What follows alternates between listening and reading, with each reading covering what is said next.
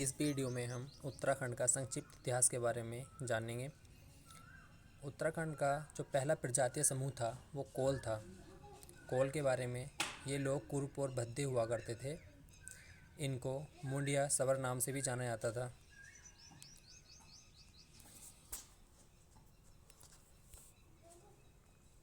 फिर उसके बाद अगली प्रजाति जो है वो किरात थी। कोल के बाद किरात लोग आए।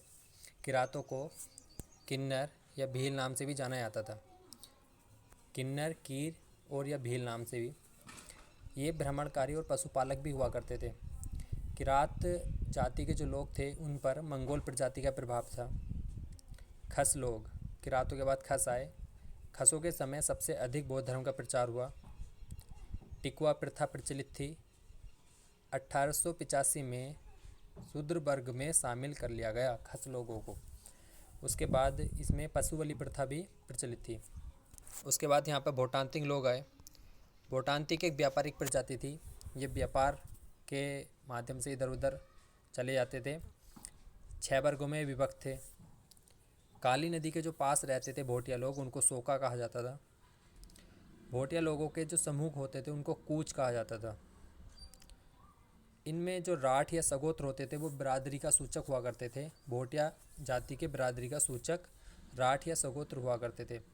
रण बड़ प्रथा इसमें प्रचलित थी। अगले जो कुलिन था ये उत्तराखंड की प्रथम राजनीतिक शक्ति थी। ये मौर्यों के समकालीन थे और अमोघ भोती इसका एक शक्तिशाली शासक था।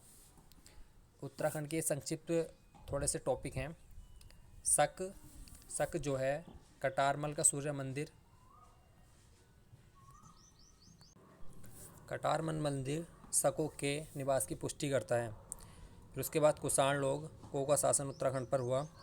कुषाणों में सबसे शक्तिशाली शासक कनिष्क था, जिसकी स्वर्ण मुद्राएं मुनि की रेती से प्राप्त हुई हैं और यह योध्य शासकों के समकालीन थे। योध्य शासक जो थे उनकी मुद्राएं जौनसार, भावर, कालों का डांडा से मिली हैं। फिर उसके बाद गोत्रीय वंश, इसका प्रतापी शासक सीलवर्मन था और इसने अश्वमेध यज्ञ कराया।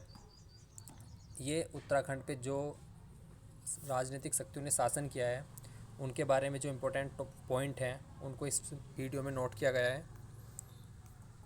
अब बात करते हैं हम कृतपुर राज्य। एक कृतपुर राज्य हुआ करता था जो उत्तराखंड, हिमाचल और रोहेलखंड का उत्तरी भाग मिलकर एक कृतपुर राज्य हुआ। गुप्तों के बाद कुछ राजवंश समुद्रगुप्त प्रयाग प्रशस्ति के अनुसार गुप्तों के बाद कुछ राजवंशों ने यहाँ शासन किया, जिसका उल्लेख समुद्रगुप्त के प्रयाग प्रशस्ति लेख में मिलता है। प्रयाग प्रशस्ति लेख किसका है? समुद्रगुप्त का, जिसमें गुप्तों के बाद कुछ जो राजवंश थे उन्होंने यहाँ पे शासन किया था, उनका उल्लेख मिलता है। जैसे नागवंश हुआ। नागवंश की पुष्टि गोपेश्वर का त्रिशूल लेख करता है। त्रिशूल लेख में, गोपेश्वर के त्रिशूल लेख में 4 राजाओं का उल्लेख मिलता है। स्कंदनाग, गणपतिनाग, विभुनाग, अशुनाग। इनमें सबसे शक्तिशाली शासक जो था वो गणपतिनाथ था। एक वंश था यदुवंश। यदुवंश का जो संस्थापक था वो शेरमरवर था। मोखरी वंश, नागों के बाद नागों की जो सत्ता थी वो मोखरी वंश ने समाप्त करती थी। नागों के बाद मोखरी वंश आया। उसका अंतिम शासक ग्रहवर्मा था।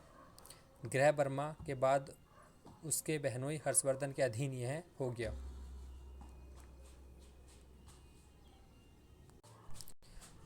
थानेश्वर का हर्षवर्धन काल था जहाँ पे तो यह राज्य भी हर्षवर्धन के अधीन हो गया, जिसका उल्लेख हमें बाणभट्ट के हर्षचरित में मिलता है।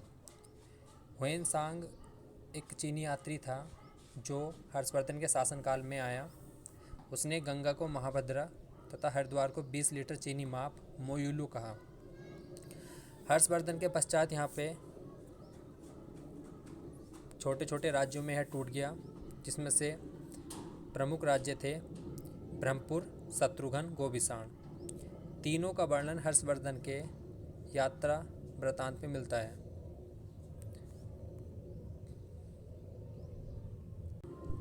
उनमें जो सबसे प्रमुख था वो ब्रह्मपुर था।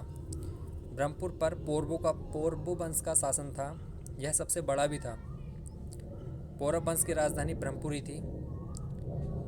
जिस पौरव वंश का जो हमें उल्लेख मिलता है वो तालेश्वर ताम्रपत्र से मिलता है, जो अल्मोड़ा से मिला है हमें। तालेश्वर ताम्रपत्र से पौरवों का उल्लेख मिलता है।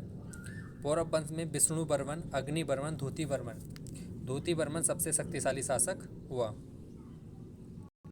पौरव वंश के बारे में थोड़ी बात कर लेते हैं। पौरव वंश का जो निवास स्थल कहलाता था वो कोट कहलाता था। इनमें जो सेना प्रमुख होता था वो बलाध्यक्ष, भोजनालय की जो व्यवस्था करता था उसे सुपकारपति कहा जाता था। उपज का 1/6 भाग ये लेते थे। भूमिकर जो वसूलता था उसे भागी कहा जाता था।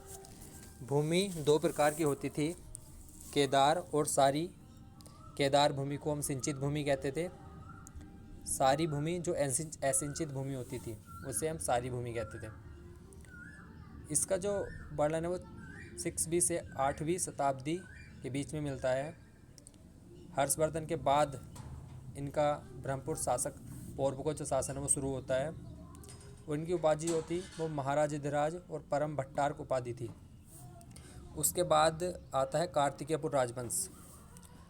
यह उत्तराखंड का प्रथम ऐतिहासिक वंश था, जिसका उल्लेख 700 ईस्वी से 1050 ईस्वी के बीच में मिलता है। 8 अभिलेख इसके मिले हैं, जिसकी लिपि कुटिला थी।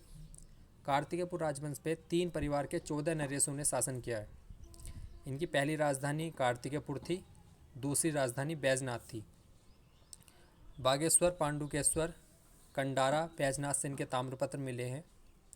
कश्मीरी राजा ललितादित्य का मुक्तापेड़ गढ़वाल पर आक्रमण जो है वो राजतरंगड़ी के अनुसार मिलता है। कल्लड़ की जो पुस्तक थी राजतरंगड़ी, उसमें कश्मीर राजा ललितादित्य का मुक्तापेड़ गढ़वाल पर आक्रमण का उल्लेख मिला है।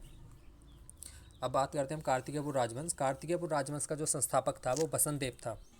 इसने परम भद्वारक महाराजाधिराज परमेश्वर की उपाधि धारण की। मंदिर के लिए इसने स्वर्णेश्वर नामक गांव दान में दिया था। उसके बाद इस पर खरपरदेव वंश का शासन हो गया। खरपरदेव के बाद खरपरदेव में खरपरदेव, कल्याणराज और त्रिभुवनराज। खरपरदेव का अंतिम शासक था त्रिभुवनराज। त्रिभुवनवाद के बाद निम्बरदेव का शासन हो गया। इसका संस्थापक हो गया निम्बर। उसके बाद आता है इष्टगण। इष्टगण ने समस्त उत्तराखंड को एक सूत्र में बांधने की कोशिश की। नवदुर्गा, लकुलिश और नटराज मंदिरों का निर्माण इष्टगण ने ही कराया। उसके बाद आता है ललितसुर। ललितसुर जो है वो सबसे प्रतापी शासक था।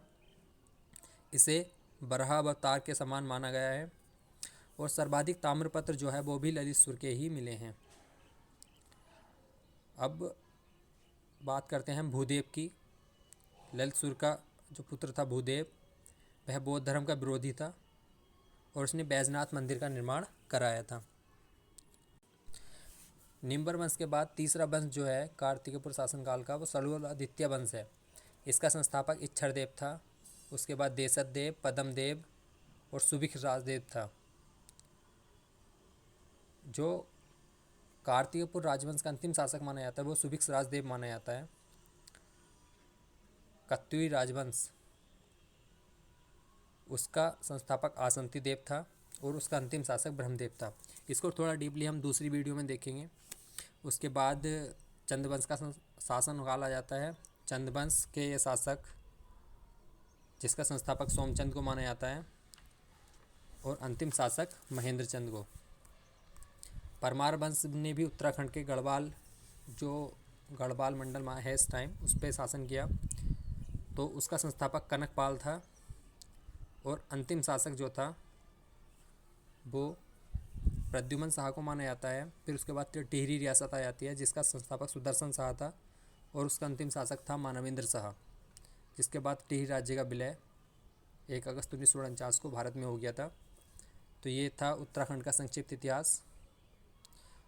इसका थोड़ा सा विस्तृत अध्ययन हम दूसरी वीडियो में करेंगे।